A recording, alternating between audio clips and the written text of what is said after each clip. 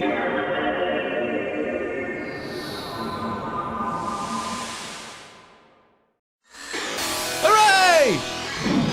Coming through! Watch out! Oh yeah!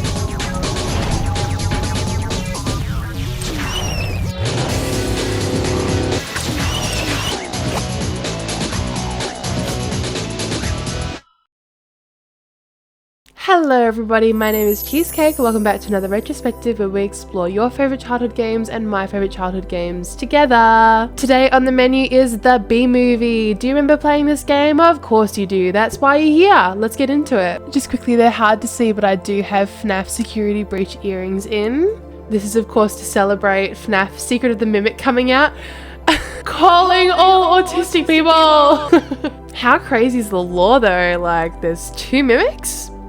Okay. Anyway, so good news for everyone. Recently, I actually gave birth to my Steam Deck and I was savvy enough to download a PS2 emulator, which means I've been playing all of my favorite PS2 games on this thing and it's been so fun. This is my baby here. So anyway, a game that I've really wanted to play again from my childhood has actually been the B-Movie. I feel like it's a niche game, but I saw it on shelves all the time when I was a kid at different stores. So someone else out there has to have played this. It can't just be me, right? Let's get into it. So, the B-Movie was created around the end of 2007 for the PS2, 360, Wii, DS and PC. Notably, it came out almost a year after the PS3 was released, even though we only got a copy for the PS2. Surprise, surprise, this game received pretty average critical reception and adults did not like it. But there is a bit of merit to be found here through the lens of a desperate child with a very sad PS2 library. Luckily, that's what my channel's all about, so let's see what we can find. The plot of this game is pretty straightforward. If you've seen the movie, you've seen it all. But in one sentence, as a quick recap, Barry Benson hates capitalism, doesn't want to work, has to work, leaves the hive, finds out humans are keeping bees captive for honey. Bees go on strike, flowers die, humans say sorry. Am I selling this? Barry falls in love with a human woman. Moving on. Jerry Seinfeld reprises his role here, and while I found that the cutscenes are a bit lengthy at times, there's some real zingers in here, and I can tell that at least a couple of the writers were having fun with this one, which is always a delight to find in these random niche PS2 games. So tell us, where did your hero's journey begin? Well, as you know, Jeanette, aside from having to break your way out of a wax cocoon at birth, college is one of the most challenging times in a young bee's life. So we're chucked into the game, and ladies and gentlemen, I am delighted to announce that we get a hub world! I am a sucker for a hub world in a game. It adds a layer of depth that I think a lot of these otherwise shallow PS2 games really needed. It gives the player a chance to explore, get some collectibles, break up the main missions with some side quests, go shopping, which we will readdress later. It's just a great detail that I always appreciate. And this hub world is extra special because not only can you walk and fly around, but you can also drive your bee car around as well. Bitch!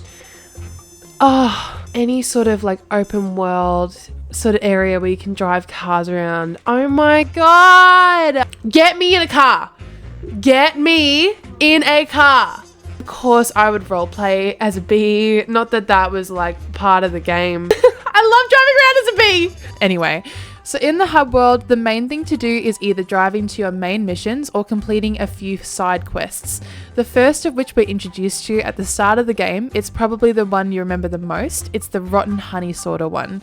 The minigames are cute, nothing to necessarily write home about, but I always enjoyed them as like a final cooling off portion when I was sick of the missions but just wanted to play for a little bit longer. And they give you cash to go shopping, so yoink! Speaking of, in this game you can customize Barry with different outfits and cars using the honeycombs that you collect either in the minigames in the hub world or out in the world on your main missions. I think any type of unlockable collectible is a really clever idea for these licensed games to include, since there's no trophy system or any type of real progression indicator. So giving yourself the added task of gradually collecting all of the clothes makes you feel like you're actually making a dent in the story. And some kids, not that I would know any, love 100%ing things as well. I think the best minigame, however, is definitely the cab driver one. Aside from me just being a bus simulator girl in general, the driving is so elevated by how cartoonishly fun and easy the handling and acceleration are. It's like Mario Kart with training wheels, so you feel super speedy and light, which I think makes it objectively really fun. But as for the actual game missions, I'm going to say there's 3 main mission types in this game that are cycled through different environments and story contexts, but the formula is definitely quite precise. The first type of mission is the QuickTime-esque missions that involve escaping from something or chasing something. They involve either choosing a directional input on your joystick or pressing the right buttons. Now, these are actually surprisingly well animated. Some of the cutscenes follow some great camera work. The way that they've played with the environments and the enemies is really quite creative and impressive. This scene from the movie when Barry is stuck on the tennis ball is a joy to watch, for example. In terms of playing it, it's okay the first 5 times. But QuickTime events never really rustle my jimmies unless they're done by developers who are proficient in pacing, like Quantic Dream with Detroit Become Human. Here, it's visually impressive but mechanically very repetitive. The second mission type, and potentially the main purpose of the game, is pollination missions.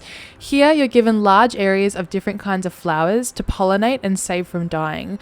On your minimap you'll see different yellow and purple specks representing healthy and dying flowers respectively. Barry must fly to the healthy flowers, extract their pollen with the pollinator gun, and sprinkle it on unhealthy flowers. It sounds simple, but it's actually really fun, and moving between flowers is seamless and quick. It helps that it feels a bit less linear because Barry can fly anywhere on the map and choose his own path. The flying is fun, but woof, does it feel unnatural to control. You accelerate with X and move with the left joystick, meaning there's really not much potential for camera movement, so you moving is the camera movement, which can be challenging and a bit frustrating, but still the 3D effect of flying in all directions around you makes it a fair caveat for me. But as for PC, do not fucking bother. This game is awful with the keyboard. A controller is a must.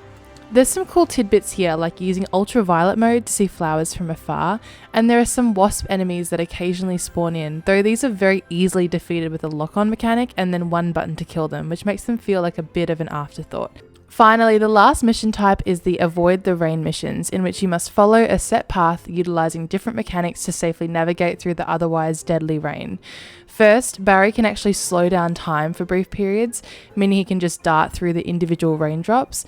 Second, there's sometimes wind tunnels, I guess, where Barry will just transport through them without any need to control him. And finally, there's lots of areas along the way to pause and refill your time slowing mechanic, either chilling by an awning or a bin, and then sometimes there's also flowers to pollinate in these safe areas as well. These missions definitely highlight the extent of the complexity and creativity of this game, showing that there's more here than just some boring mini-games. The levels here feel expansive and threatening, and you really feel the broad scale of the city around you. Luckily, there's also lots of different environments through the levels to keep you somewhat invested. The problem, however, is that this is kind of it. We will now be repeating these mission types right up until the very end of the game, which is why I think this is more of a download on an emulator and play for an hour to feel your nostalgia every 6 months type of game, as many of these licensed titles unfortunately are. This game was pretty simple and I actually really enjoyed that. It meant I actually got to get past the second level of the game, which means I actually got to enjoy it a little bit more. And so even though it might not be as objectively good as some of the more difficult games I've reviewed on the channel, at least I could play it. That's a pro. The last thing I want to draw your attention to is that the B-movie game and Days Gone have the exact same Metacritic score, which is really fascinating to me because Days Gone had a troubled development cycle, massive ambition, a custom engine, and aimed to compete with The Last of Us. The B-movie game was made in under a year by a studio contractually obligated to match the release date of a DreamWorks DVD, and somehow they tied. The critics basically said gritty, mature narrative about loss, society's collapse and redemption versus driving around in a big car. Yeah, that's about the same experience. Please, I shout out into the void. There must be someone else who's played this game. Tell me about it. Tell me your experience. But anyway, that's all for this video. Thank you so much for watching right up until the end. I really appreciate it. I really hope you stick around to the next licensed PS2 retrospective. There will be absolutely heaps more to come. In the meantime, make sure that you go and catch up on Rytoast's full FNAF lore breakdown for Secret of the Mimic if you're autistic like me, which I think you probably might be since you're watching a PS2 retrospective about the B-movie. Thanks for watching. Appreciate you. Bye bye.